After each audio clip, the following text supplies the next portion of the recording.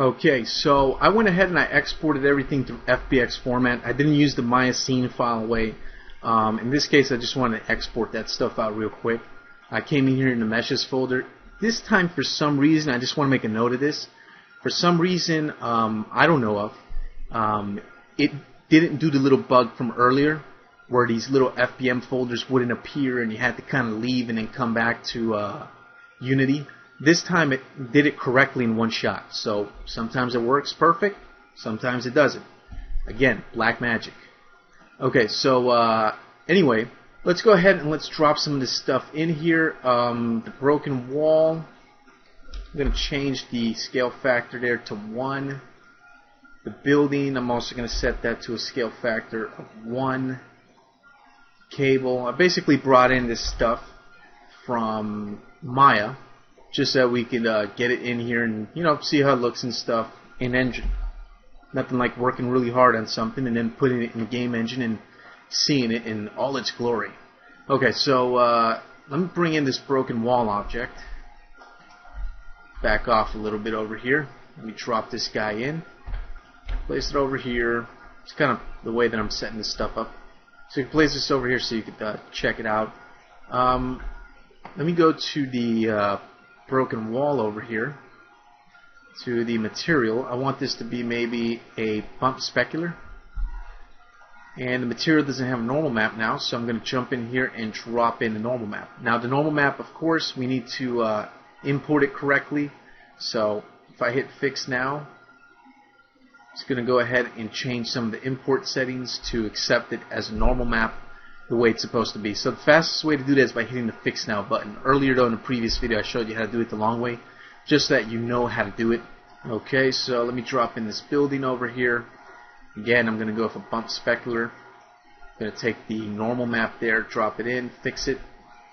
So it's kind of just rinse and repeat, like how it is with a lot of 3D stuff.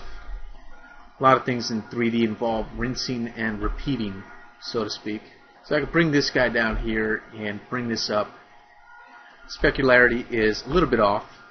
So what I like to do is, actually I like to create specular maps, but in this case I'm going to do this the quick way. I'm going to go to the actual map and I'm going to say generate alpha from grayscale, because that's where it's going to pick up the specularity. So I'll hit apply and watch the texture change here.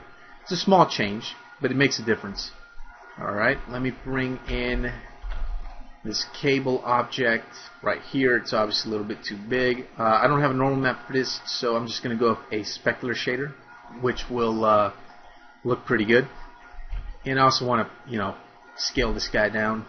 Just place it wherever you want. It's really up to you.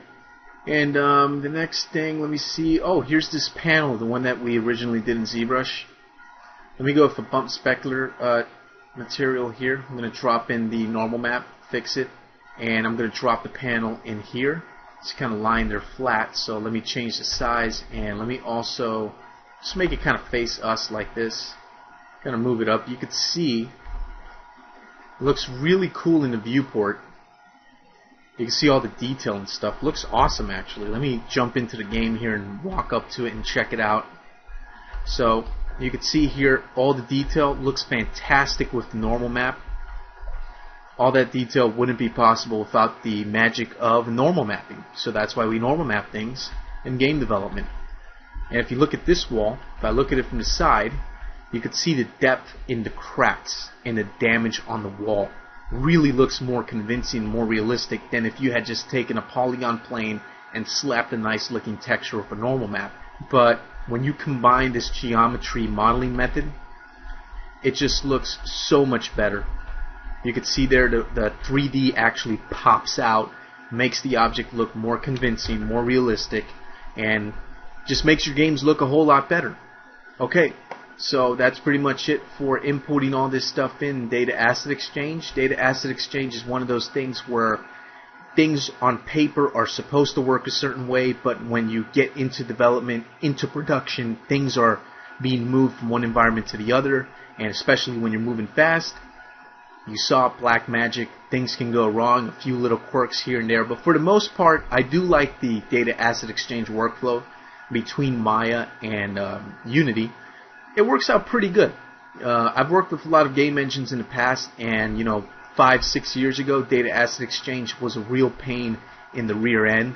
It can make you really pull out your hair and go a little crazy sometimes.